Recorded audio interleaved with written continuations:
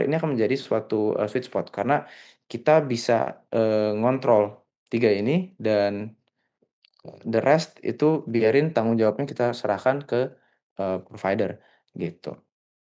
Nah, tapi balik lagi, nanti pasti akan ada kebutuhannya sendiri, kapan kita butuh IaaS, kapan kita butuh PaaS. Nah, tapi yang perlu diperhatikan dari constraint-nya gitu ya, dari cons-nya, itu adalah vendor lock-in kalau dari platform as a service, gitu.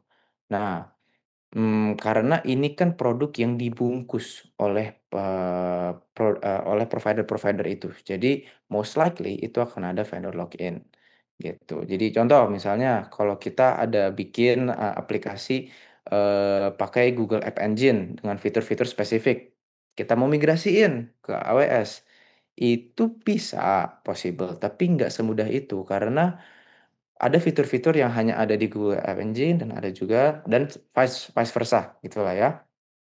Nah, terus pastinya kita punya less control dan juga limited customization. Karena semakin banyak yang di-handle dengan provider, semakin dikit yang bisa kita configure, gitu.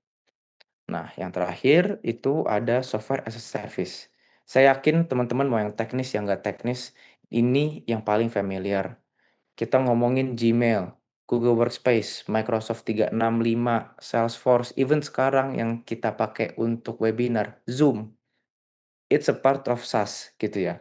Jadi kalau teman-teman aku yakin ini juga teman-teman bisa relate banget, pros-nya gampang banget setup-nya, mungkin ada yang web based sekarang nggak perlu lagi installation, ada yang perlu di-install, di di desktop, tapi nggak ada lagi tuh kita configure-configure server, kita, daftar-daftar dulu. Paling mentok-mentok kita tinggal, kalau udah di-provide sama perusahaan, kita tinggal, langsung pakai gitu kan.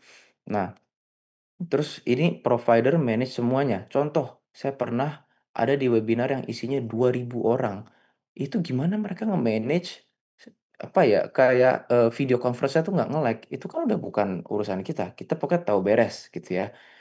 Dan, biasanya compatibility.